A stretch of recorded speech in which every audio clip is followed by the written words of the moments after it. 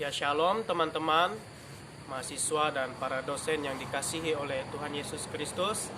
Pada kesempatan pagi hari ini kita bersyukur kita sudah menjelang kurang lebih 2 bulan ya. Kita menjalani masa liburan, magang dan pelayanan meskipun di masa pandemi ini ya. Dan ini adalah chapel pertama kita di semester genap ini. Adapun tema kita semester ini adalah dampak pandemi COVID-19 terhadap pelayanan dan pendidikan. Itu terambil di dalam Lukas pasal yang ke-12 ayat yang ke-54 sampai pasal 13 ayat yang ke-9 ya. Jadi ada cukup banyak perikop-perikop yang diambil dalam tema ini. Jadi saya mau mengambil satu bagian firman Tuhan untuk kita renungkan bersama pada pagi hari ini. Itu terdapat di dalam Lukas pasal yang ke-13 ayat yang ke-6 sampai yang ke-9. Lukas pasal yang ke-13 ayat yang ke-6 sampai yang ke-9. Saya akan mengajak kita belajar bersama-sama dari 4 ayat ini untuk kita renungkan bersama-sama bagaimana kita merenungkan dan kita menghayati dan kita dapat terapkan dalam kehidupan kita. Saya akan bacakan firman Tuhan ini kepada kita semua. Perikop di atas adalah perumpamaan tentang pohon ara yang tidak berbuah. Lalu Yesus mengatakan perumpamaan ini. Seorang mempunyai pohon ara yang tumbuh di kebun anggurnya, dan ia datang untuk mencari buah pada pohon itu, tetapi ia tidak menemukannya. Lalu ia berkata kepada pengurus kebun anggur itu, "Sudah 3 tahun aku datang mencari buah pada pohon ara ini, dan aku tidak menemukannya. Tebanglah pohon ini. Untuk apa ia hidup di tanah ini dengan percuma?" Jawab orang itu, "Tuan, biarkanlah dia tumbuh tahun ini lagi. Aku akan mencangkul tanah sekelilingnya dan memberi pupuk kepadanya. Mungkin tahun depan ia berbuah. Jika tidak, tebanglah dia." Jadi dari bagian firman Tuhan ini, saya memberi tema untuk kita renungkan bersama-sama, yaitu perhatikanlah terangmu. Saudara yang dikasihi oleh Tuhan Yesus Kristus, di masa pandemi COVID-19 ini kita melihat belum ada ujungnya ya. Belum ada ujungnya kapan berakhirnya pandemi ini. Dan kita juga melihat bagaimana banyak orang yang terpapar COVID-19.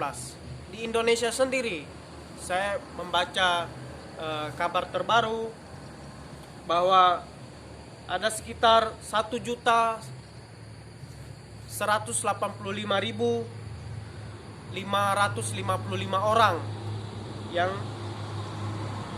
ada kasus di Indonesia, dan sekitar 32.167 orang yang meninggal karena COVID-19. Kita melihat lebih luas lagi secara global, ada 107 juta 458.000 orang yang terkena COVID-19, dan yang jumlah meninggal itu ada 2.357.000 jiwa yang meninggal karena COVID-19. Saudara, kalau di dalam dunia penginjilan 1 jiwa saja berharga, apalagi sampai jutaan yang meninggal. Kita bayangkan bagaimana pandemi ini memiliki dampak yang besar bagi seluruh dunia, secara khusus pelayanan dan pendidikan. Jadi gereja harus mengikuti protokol yang ada.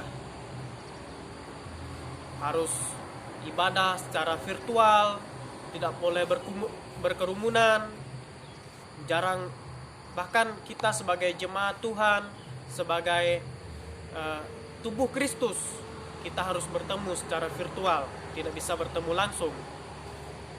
Saya setuju dengan pendapat yang mengatakan bahwa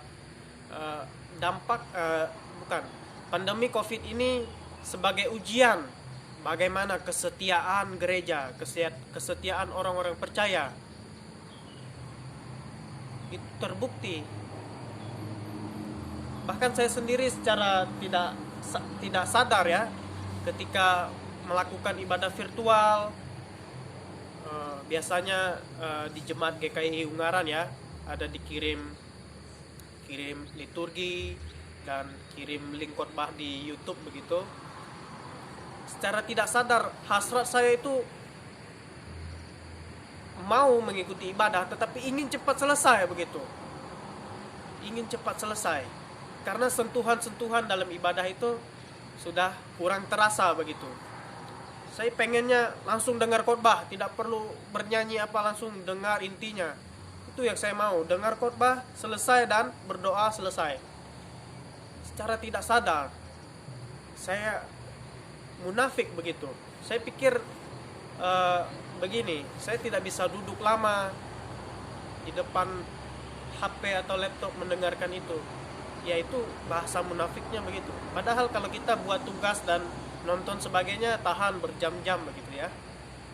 Tapi itulah, jadi dampak pandemi ini sebagai ujian bagi kita orang percaya. Jadi saya mengajak kita belajar dari bagian firman Tuhan ini. Saya lihat ada tiga tokoh firman Tuhan, tiga tokoh di dalam cerita ini, yaitu tuan kebun anggur, penjaganya, dan pohon ara. Ini menarik untuk kita pelajari. Jadi bagaimana di situasi ini kita menjaga agar terang kita terus menyinari orang-orang dan terang kita itu tidak redup. Saya akan mengajak kita belajar dua poin untuk kita renungkan bersama-sama dari bagian firman Tuhan ini. Saya mengajak kita belajar dari dua tokoh yang telah saya sebutkan. Di antara tiga itu saya mengajak kita belajar dari dua tokoh.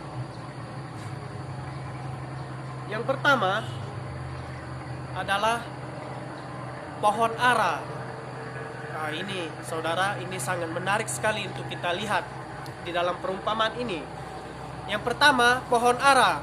Saya mengajak kita belajar yaitu menyadari atau mensyukuri anugerah Tuhan. Mensyukuri anugerah Tuhan. Kita melihat pohon ara di bagian ini, di dalam perumpamaan Tuhan Yesus ini, bahwa pohon ara ini tumbuh di mana? Tumbuh di kebun anggur. Tumbuh di kebun anggur. Di tanah yang baik. Di tanah yang baik. Tetapi kenapa ia tidak berbuah? Sudah 3 tahun. Kalau saya baca tafsiran itu, di dalam kebiasaan bangsa Yahudi, bangsa Israel, kalau pohon ara ini dibiarkan selama 3 tahun terlebih dahulu, baru ia bisa berbuah. Dan di sini dijelaskan tuan itu sudah menunggu 3 tahun. Jadi bisa dibilang sudah 6 tahun, tetapi pohon ara ini tidak berbuah. Saudara, kita merenungkan, kita sebagai orang percaya, kita dipilih Tuhan. Kita dipilih Tuhan menjadi anaknya. Kita ditebus. Kita harus menyadari anugerah Tuhan yang besar ini. Anugerah Tuhan yang besar. Bagaimana supaya terang kita itu tidak redup dan kita terus menyinari terang kita kepada orang-orang seiman, orang-orang yang belum percaya. Kita harus mengisi diri dengan firman Tuhan. Dalam Mazmur 119 ayat 105, firman-Mu itu pelita bagi kakiku dan terang bagi jalan hidupku. Jadi mengisi diri dengan firman, mengisi diri dengan firman Tuhan, belajar. Saya senang dengan pernyataan dari Pak Jamin bahwa kita sebagai hamba Tuhan jangan sok sibuk, saudara. Jangan sok sibuk. Kita sibuk dengan pekerjaan apapun, kita tidak sempat membaca firman. Saudara, ingat, prioritas kita ini apa? Pekerjaan kah? Karir kah?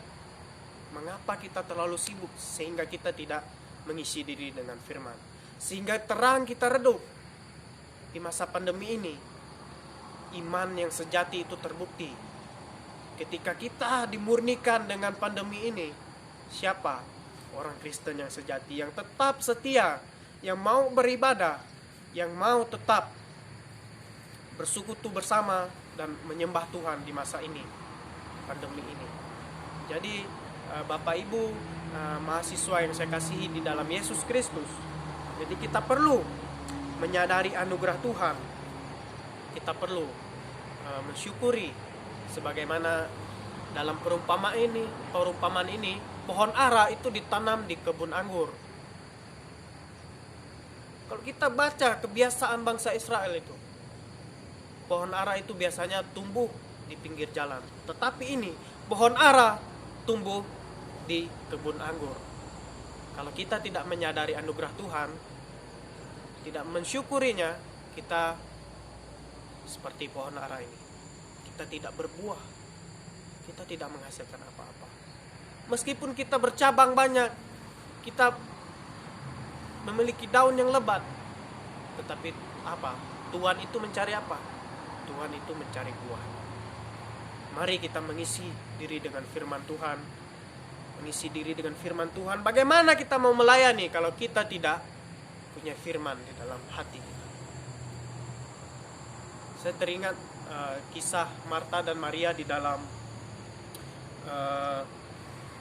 Lukas pasal 10 ayat yang ke-38 sampai 42 itu, bagaimana Marta sibuk mempersiapkan segala sesuatu ketika Yesus berkunjung ke rumahnya.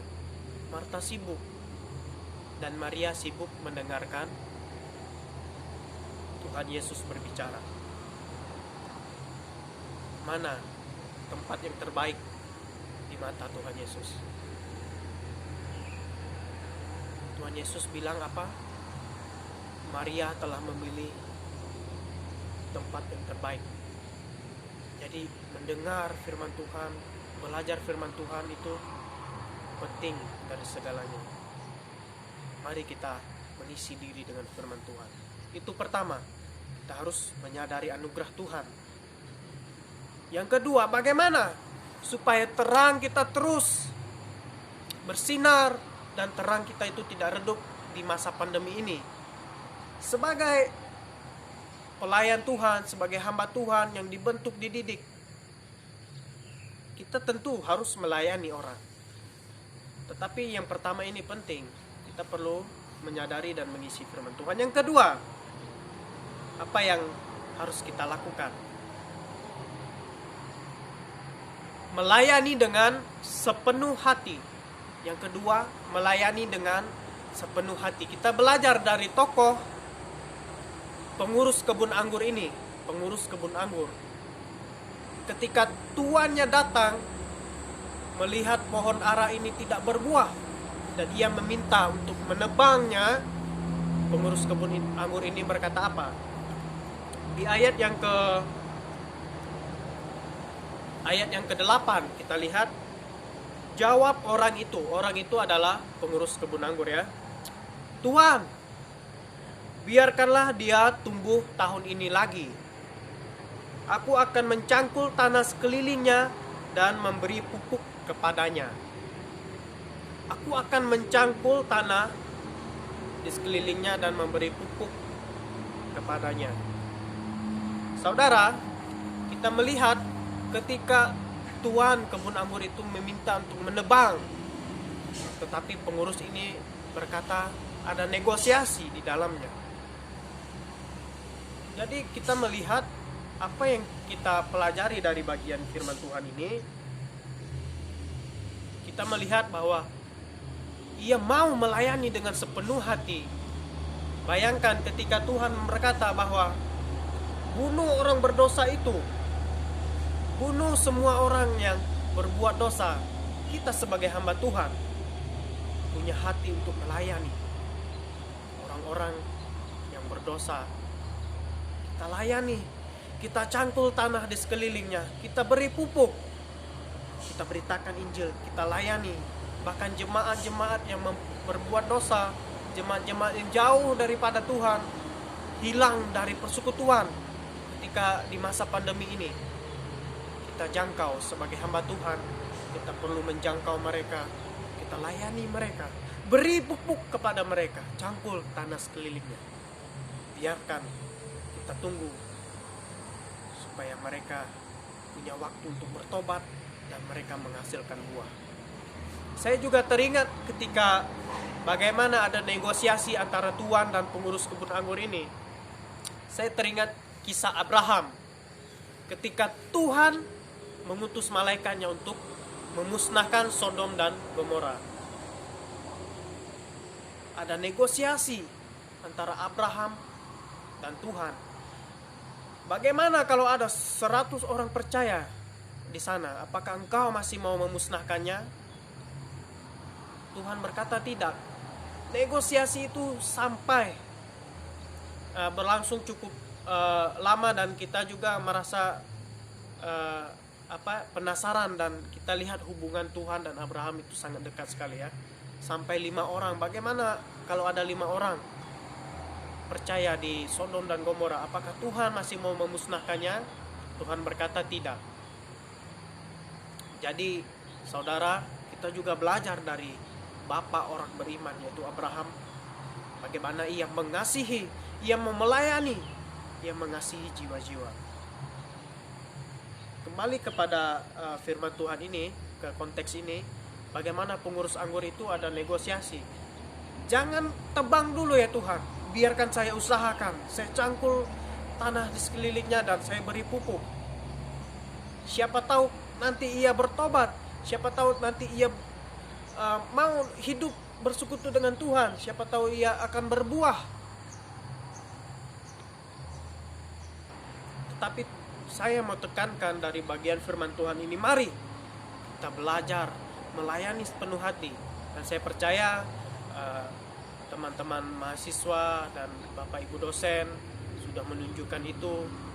Dan setelah terbukti, saya dan mahasiswa lainnya merasakan bagaimana kesetiaan para dosen melayani dengan sepenuh hati. Dan teman-teman yang lain juga bagaimana mereka magang, KKL dan lain sebagainya. Jadi saya bersyukur bisa berada di dalam lingkungan yang sangat baik sekali, yang juga membuat saya bersemangat dan saya dapat bertumbuh di dalam iman dan pengenalan yang benar akan Tuhan. Jadi saudara, 2 bagian firman Tuhan ini yang saya bagikan kepada kita semua, bagaimana kita memperhatikan terang kita sebagai orang percaya di tengah situasi ini. Tunjukkan bahwa engkau adalah orang Kristen yang sejati. Di situasi apapun engkau tidak goyah, engkau tetap setia kepada Tuhan. Menyadari anugerah Tuhan dan melayani sepenuh hati. Mari kita berdoa. Ya Tuhan, terima kasih atas firman-Mu. Kami belajar bagaimana di situasi ini kami diuji, kami diberikan tantangan iman kami. Bagaimana kami harus tetap setia meskipun situasi yang tidak mendukung ini ya Tuhan. Kami belajar dari perumpamaan Tuhan Yesus, bagaimana kami harus menyadari anugerah-Mu, bagaimana kami harus melayani dengan sepenuh hati ya Tuhan. Meskipun pohon ara tidak berbuah, tetapi kami mau memupuk dan kami mau mencangkul tanah di sekelilingnya ya Tuhan. Biarlah Roh Kudus-Mu bekerja, Roh Kudus-Mu memberi kami semangat sukacita melayani ya Tuhan.